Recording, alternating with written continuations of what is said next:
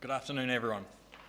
I'd like to take a moment to speak on behalf of the Japanese Exchange and Teaching Program, a program which I was also a part of.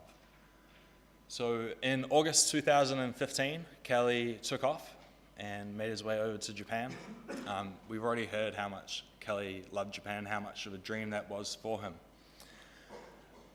What he actually did over there was teach in elementary schools and junior high schools. So 6-year-olds to 15-year-olds. The role of the teacher isn't actually so much about teaching, it's about promoting internationalization, promoting foreign cultures, and just engaging the children in English in a very fun way. In a moment, we'll look at a video prepared by the Shibushi Board of Education, where Kelly worked. But first of all, I'd just like to show you a few things. So for reference sake,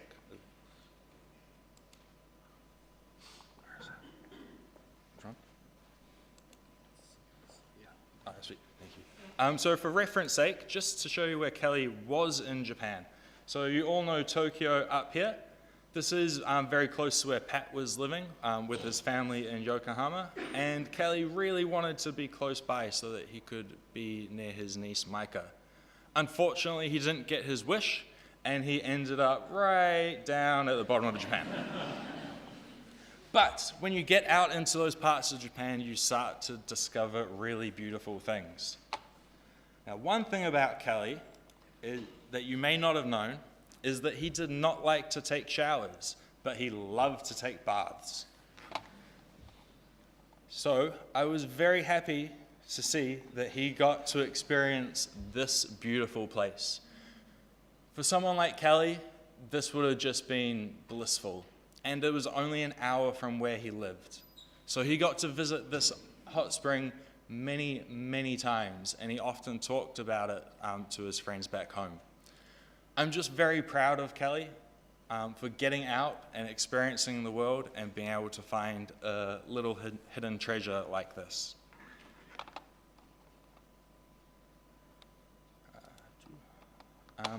So here is a letter written by one of Kelly's students. Just roughly, I'll give you a bit of a translation. It says, whenever it was time for English class, all the students thought, is Kelly coming? It was very exciting. Kelly's English and Japanese were really good, and he spoke in his classes in a way that was really easy to understand. This meant that when Kelly came, we all really, really enjoyed English. So with the JET program, they're looking for people who are enthusiastic, who are kind and gentle. So I can't think of anyone that would have been a better teacher for these young kids and a better ambassador for New Zealand than Kelly. The video? Yeah. So I'll just keep it short because you can hear about all of Kelly's wonderful friend stories later on from his other friends. So let's just watch this lovely little video prepared by the Shibushi Board of Education.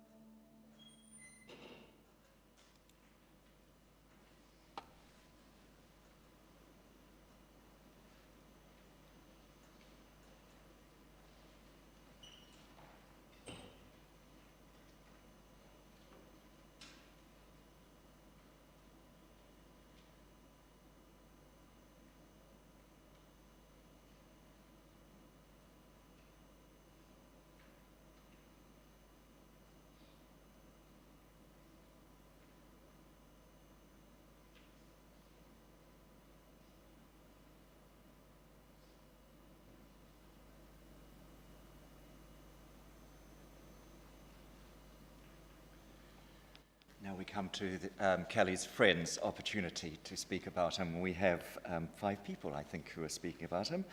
And at the end, a friend of Kelly's who can't be here has made a video. So at the end, so please, friends.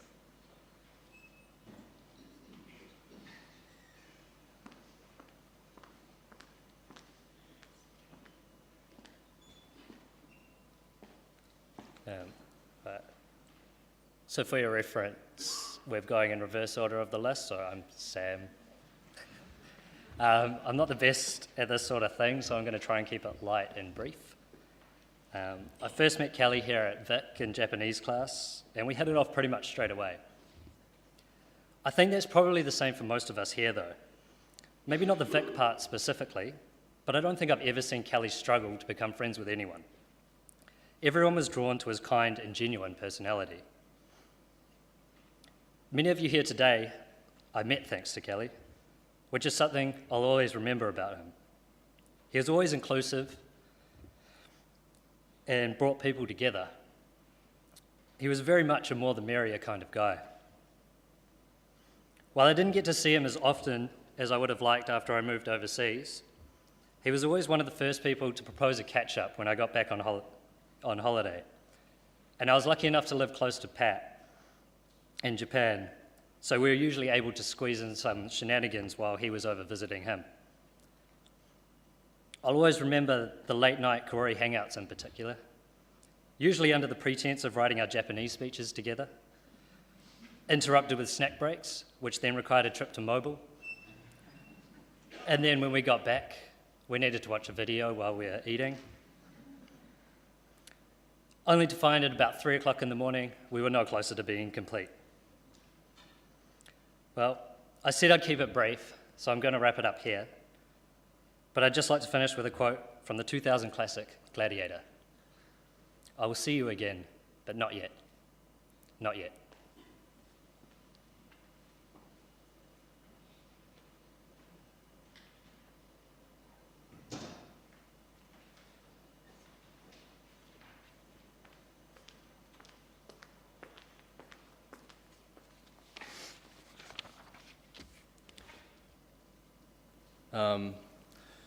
Short and sweet were the instructions given to me, but I now feel like I've missed the opportunity to go on about some of Kelly's more finer points and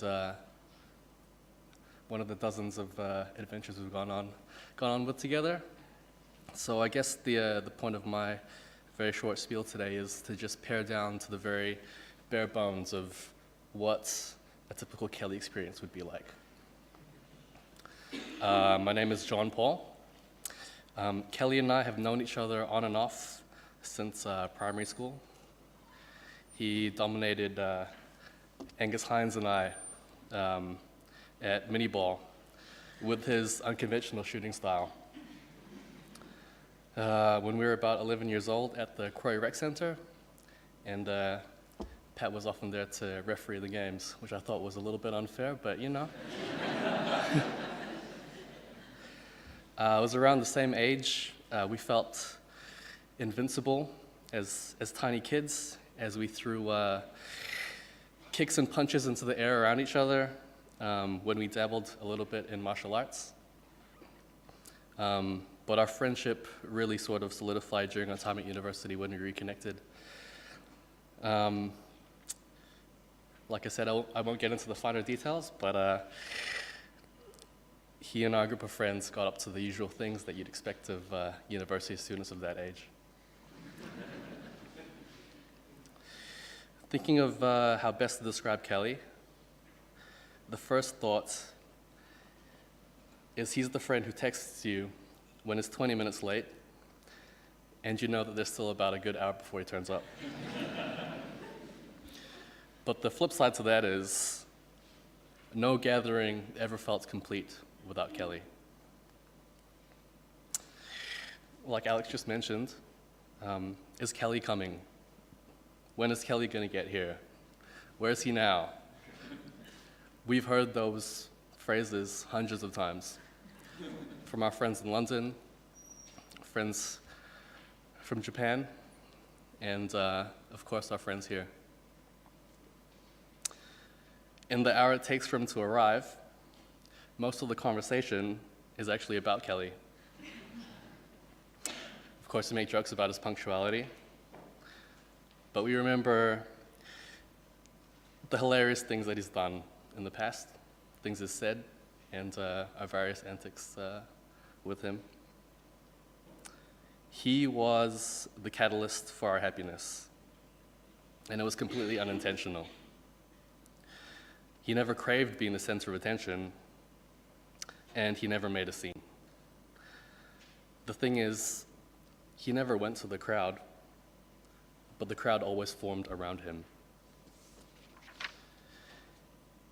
He had a natural tendency of bringing people together with his care, with his sincerity, and with his unique brand of charm.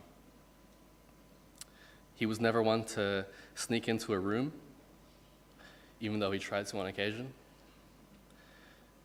You could feel the mood lift the second he walks through the door.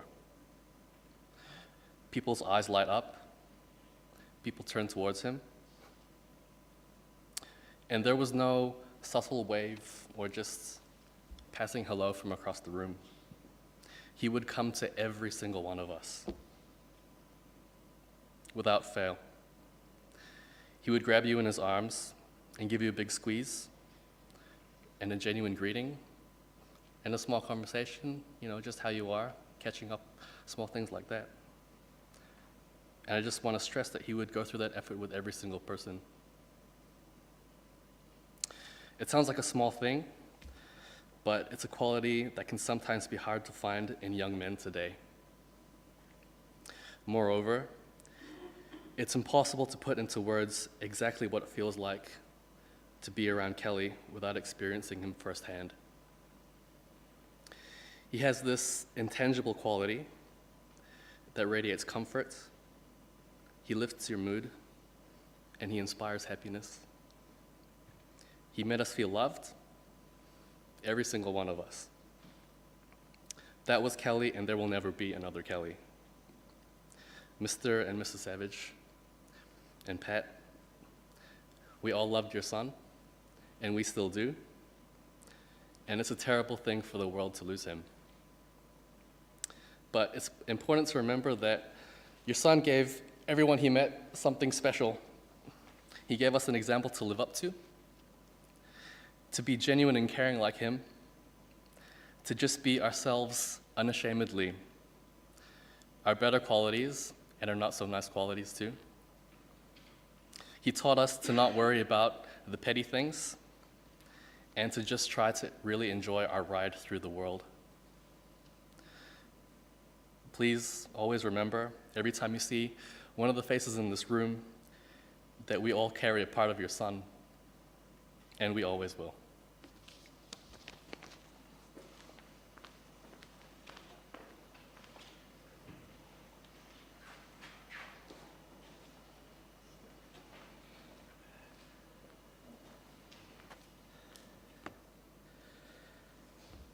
Kia ora koutou, ngā mihi kia koutou katoa. My name's Andrew Goddard. I think, as you said, Jean-Paul, it would be impossible to bring everything together and really tell all the wonderful stories about Kelly and the time we have allotted. But I'll try and whittle it down to the good bits. There are about 3 golden threads, I think, that run through my long friendship with Kelly. Sports, which I talked about, theatre, and a shared love of gangster rap. We'll work through them all in turn. I first met Kelly about 20 years ago on the sports field. We played football together at Karori Club. So, Mike was suffering on the sidelines. I was often suffering in the back line somewhere, falling over while I watched Kelly running up and scoring more of the goals than I would ever have managed to do. Cricket was something we shared right through our friendship. We played again together, mostly against each other, I think, actually, at Karori. Played together through high school, and then in latter years for Wellington's most famous third-grade socialist cricketing team, Falcon Hawk, which Kelly played 3 games. But the best games, I think, were actually the ones shared in the backyard at the Savage residence or just down the road in my stepmother's yard. Although I think at the latter, the thing he's most remembered for is bouncing, accidentally, I hasten to add, bouncing a basketball directly into my little sister's face. We laughed about it later, but it was quite a scene at the time. And speaking of scenes, we'll move to theatre. You liked that segue, I thought you would. Kelly was a very talented performer in many regards. He was excellent in the pieces we devised together in drama class productions, and he jumped in quite the last minute to be part of a production of Love Actually, which we put on 10 odd years ago. Although I think our piece of Japanese theatre, honor of the memory of the famous samurai Miyamoto Musashi, was probably the pinnacle of our achievements. Thank goodness his Japanese was so good, because mine would have got us nowhere. But I think, for all his talents, anyone who was ever in the vicinity of his singing, particularly if you had to sing right next to him, may well be able to imagine just how well our joint audition for the musical Fiddler on the Roof went. To this day, I do not know what key Kelly was trying to sing in, but the results were visceral. And I just vividly remember watching any slim chances I had myself of being able to sing in tune fading away rapidly from my eyes. Luckily, as it happens, it landed us both in the chorus, where we got to spend our time making mischief and trying to get our more successful friends to laugh in their scenes. And often we succeeded. Last, but most certainly not least, rap. As you would probably expect from someone who grew up in the rough streets of central Karori, Kelly loved the thug life. There were a lot of hip-hop dancing memories, rapping stories I could share, but some of the things I remember best would be Kelly coming around to the flat that David Parky and I shared in Apuni Street, sitting under the wall of fallen soldiers, plastered with portraits of Tupac and Biggie and other heroes that we had lost. Kelly, you warm, kind, generous, funny man. I like to think that you're spitting some iller rhymes with them somewhere. R.I.P. homie. I love you. I miss you. I will always treasure the memories that we have together. They are manifold, and they make me smile, even when I really just feel like crying. He waka ane e herea. Thank you.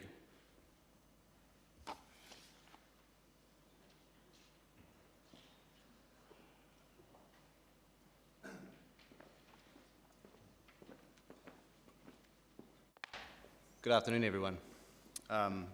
You and I actually have a remarkably similarly structured speech, but there we go. We'll plow along anyway. I had the privilege of counting Kelly as one of my dearest friends for 14 years. And in that time, I had the pleasure of experiencing many sides of the wonderful and complex person that Kelly was. The first, as has already been touched on, was Kelly the athlete. The first time I became aware of who Kelly was at the tryouts for junior basketball back in year 9. It quickly became apparent that on the court, Kelly was trouble. Kelly was trouble. He had a nice crossover, he had a solid jump shot, he had that kind of easy nonchalance that the good players have. I didn't make the team that year. But the following year, when I finally joined the ranks, we enjoyed many battles on the court, and I can't count the amount of easy buckets he gave me by being able to just collapse the defense, just dish all day. All day. But beyond that, what really endures in my memory of those times wasn't only his prowess as a player, although that was certainly considerable, but it was his constant encouragement.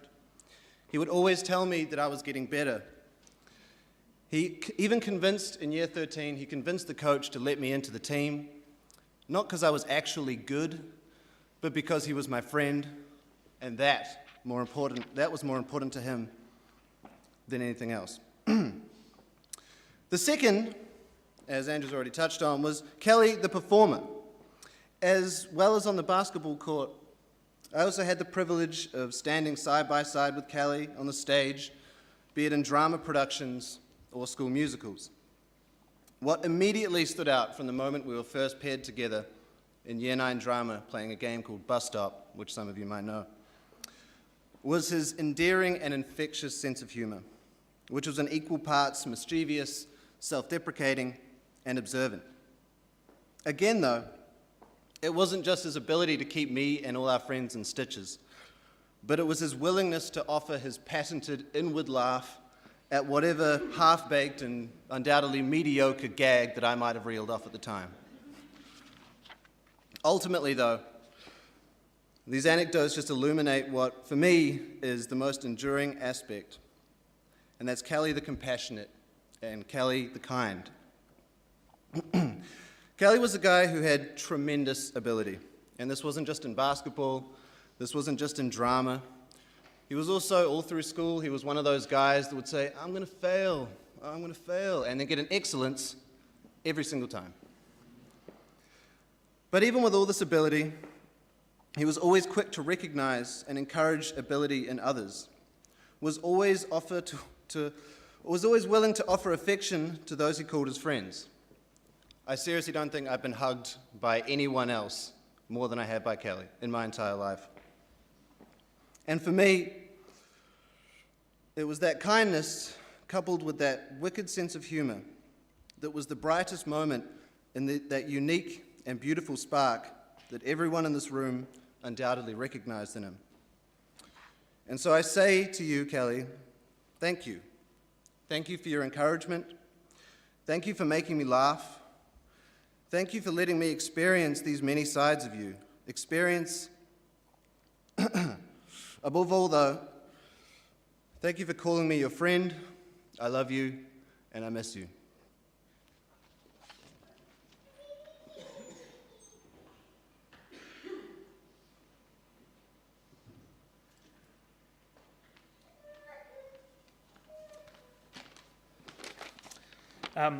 A lot of beautiful and warm words already tonight, this afternoon, and so I'm just going to be echoing a few of those with what I've got to say. Hopefully not too long. My name is Angus. The first time I met Kelly, it's been alluded to a few times, was actually on the sports field when we were kids, probably 8 or 9 or 10. We lived near each other and would often end up facing off against each other in various sports, basketball, cricket and soccer. Typically, Kelly was a little better than I was, so back in those days I wasn't really his number one fan.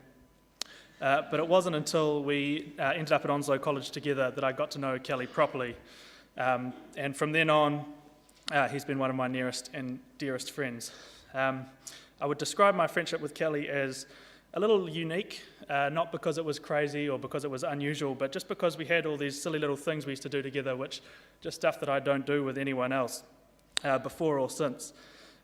Just small things, like, for example, a lot of times when we were on exam leave or we were supposed to be studying up late for exams and it was getting a little tedious, Kelly would text me and ask if I wanted to go for a drive, often getting quite late into the night at this stage.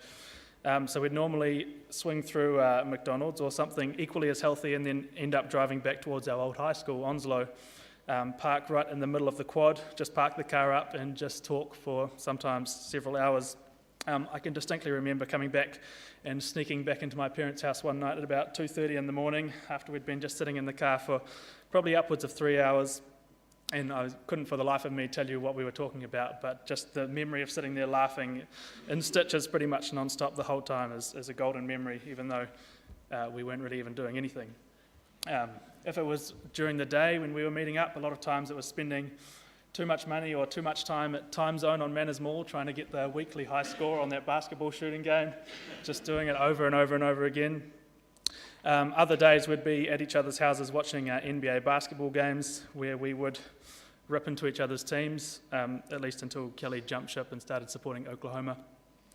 Well, he might say it slightly differently, but that's what happened. So just sort of little things like that, which it's not really doing anything, but just the fact that we were able to turn simple things into such fun is one of the joys of hanging out with Kelly. Of course, it wasn't just the two of us. I've got just as many, if not more, memories of Kelly as being part of a group of friends, with the crowd, and we've already had a lot of top conversation about how good Kelly was in a group, how he lifted the mood in the room, so I'm not going to get too deep into it, but I know there's a few people in this room who are always going to cherish the memories of our basketball games at Nio's school, where the hoops were about this tall. We could all pretend like we were Shaquille O'Neal, even though Kelly was probably the only actual good player of all of us. I suspect that I'm not alone here in feeling that there was something a little bit unique or a little bit special about having a friendship with Kelly. There's probably many people here who had similar little silly things they did or inside jokes that they shared with him, and I think that's just because it was so darn easy to be friends with Kelly. He was friendly and approachable and very easy to have a conversation with, whether you were friends with him or not. He could, whether you didn't even know him, he was chatty, he would make jokes, he would laugh at jokes. He was never condescending or nasty in any way. There was just an innate likability about him. As someone else said, anyone who spent any time with him warmed to him very quickly, and I think that's universal. I don't know anyone who would spend time with Kelly and not grow to like him very fast. Everyone knows in the last few years Kelly finished his degree and then went off to Japan for teaching with English, as several people have talked about. And ever since I met Kelly at high school, he was fascinated by Japanese culture, Japanese people, so I was thrilled for him that he was able to go and do that. I was really proud of him, and by all accounts from Pat and the family, he was fantastic at it, and that doesn't surprise me one bit. I can imagine being a student over there, Kelly would be the ideal person to be teaching that sort of thing. The only one thing I regret is that even though we've kept in contact since he moved over there, I never really told him how stoked I was for him, how proud I was of him, that after a few rough years he was able to get on and do that and go and live out his dream, his ideal job. It's just not something that I ever really thought to say to him, even though I'd speak to him fairly often. So if I could tell him that right now, I just want to make sure that he knew that that was a truly awesome effort from a truly awesome person. And yeah, that's all.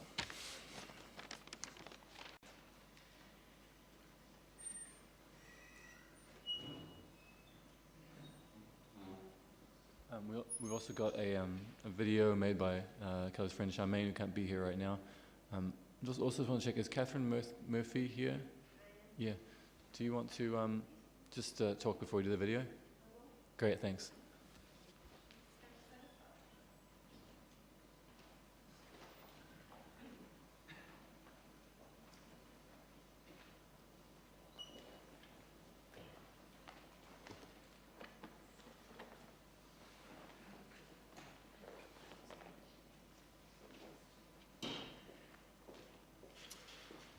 Hi. I haven't really prepared anything because I didn't realise I was going to be doing this. But I did want to say Kelly was an amazing person. I work at Te Papa and I used to roster him a lot. And I loved rostering him because he'd always say, yeah, I'll do that. So he's one of my favourite people to roster. Anyway. Being a sentimental person that I am, I did keep one of his last correspondences with me before he left to go to Japan, actually. He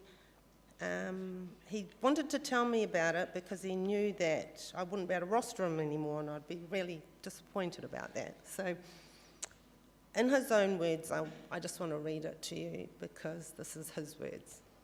Anyway, I haven't got my glasses, so hope I can see properly.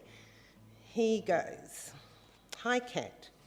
Hope everything is well back at work and you're all managing to keep relatively warm. I'm having a great time here, catching up with the family and getting ready for my cousin's wedding in the weekend." So this must have been before his cousin got married.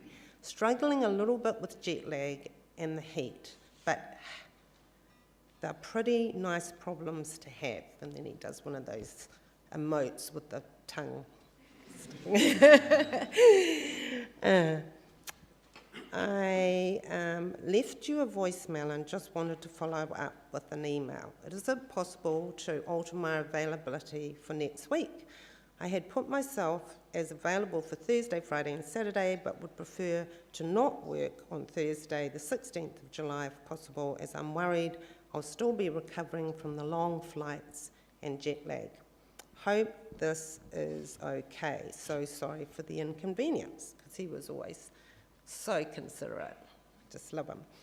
I also received some bittersweet the other day I wanted to let you know about. I received an email offering me the teaching position in Japan that I had been waitlisted for earlier.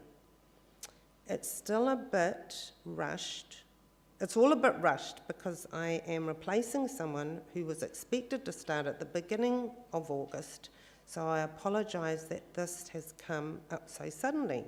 I'm very excited for the new challenge, but it's going to be hard saying goodbye to you all. And then he puts lots of sad faces. Is it also possible to be taken off the roster for Saturday, the 18th of July? I have some friends that I would like to spend the day with that day and night, and I might not have another chance to see before I take off.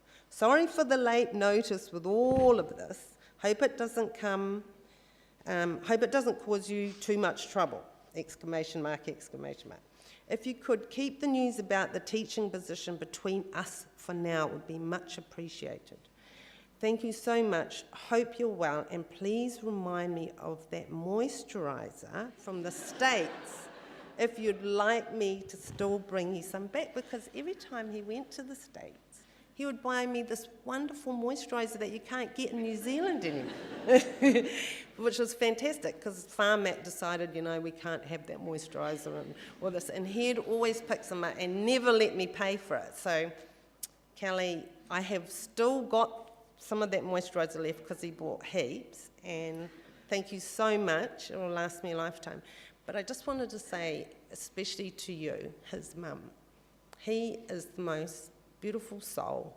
I loved him to pieces. I'm really, really sad that this has happened as a mum.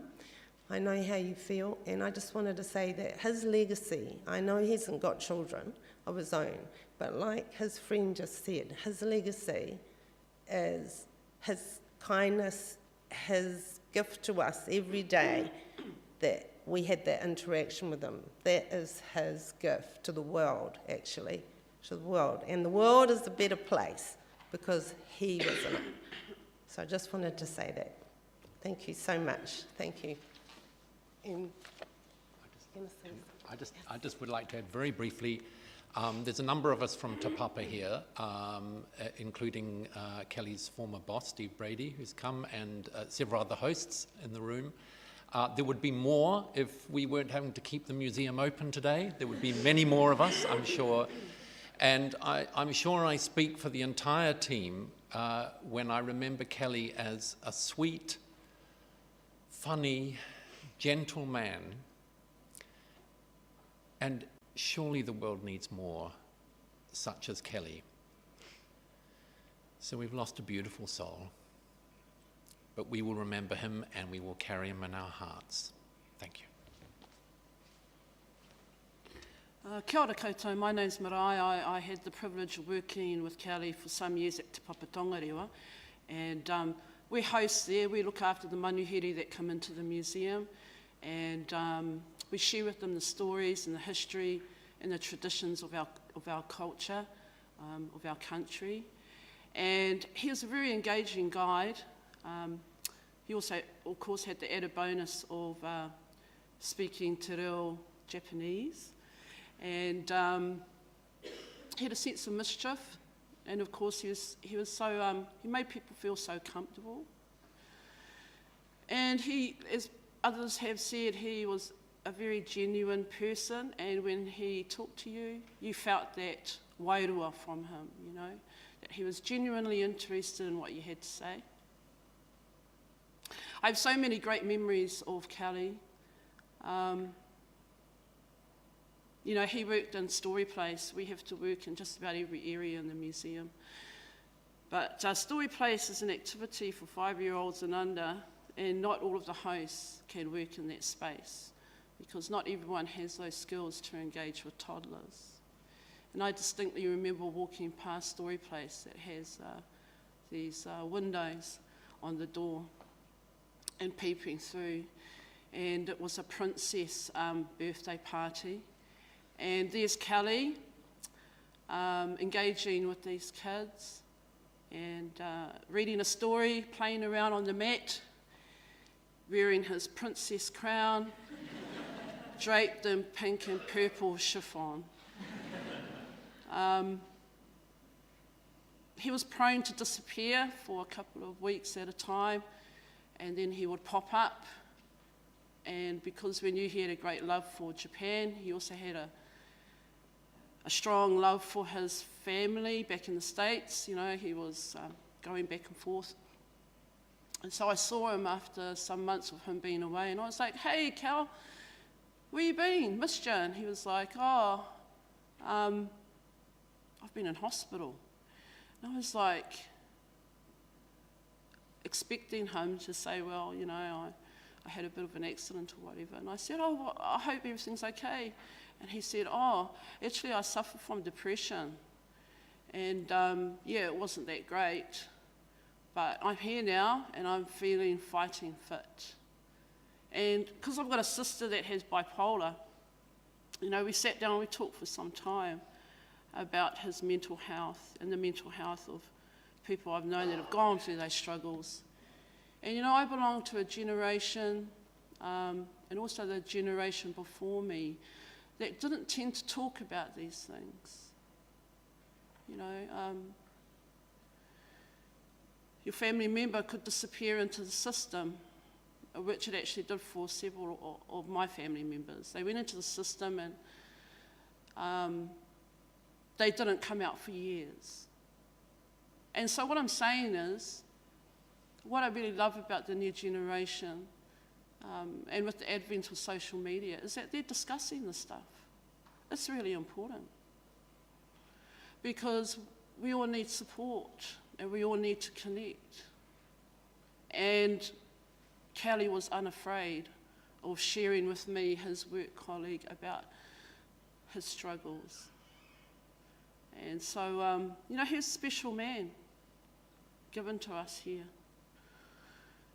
So yeah, it goes without saying that we're devastated about what's happened with him. Just want to extend my sympathies to the whānau, his mum, his dad, his brother. Anyway, I want to sing you a song. I really came today to pay tribute to Kelly, but also to sing a song for him. He liked the song. Sometimes he asks me to sing it.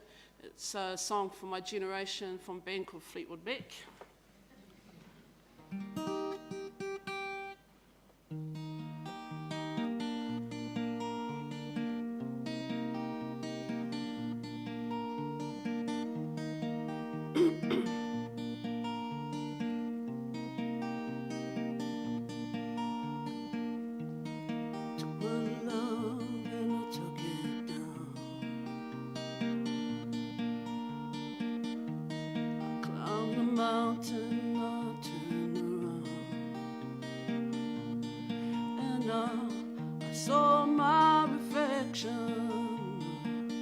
Snow-covered hills and the landslide brings me down. Oh, mirror in the sky, what is love? Can the child within my heart rise above? Can I sail through the changing ocean tides? Can I handle the seasons of my life? I don't know.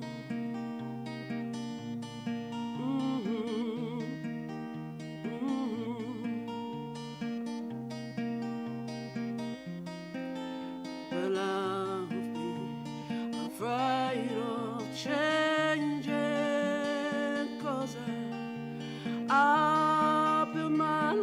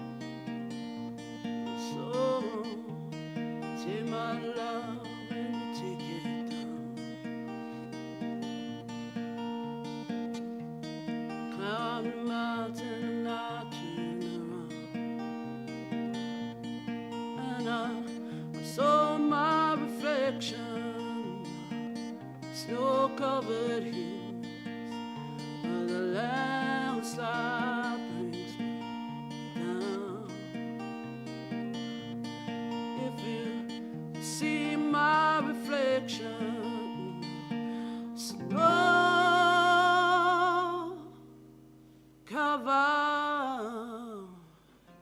hills, baby, the landslide brings me down. Well, the landslide brings me down. Ngamahi.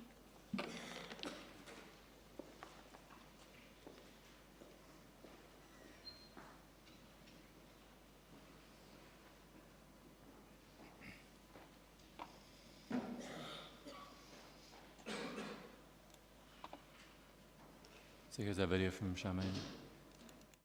I love the butter, the oil, and the salt. This is Kelly Savage.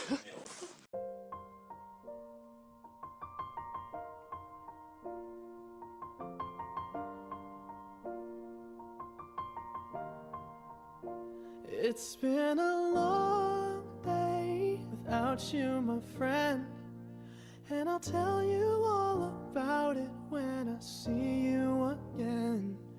We've come a long way from where we began. Oh, I'll tell you all about it when I see you again. When I see you again.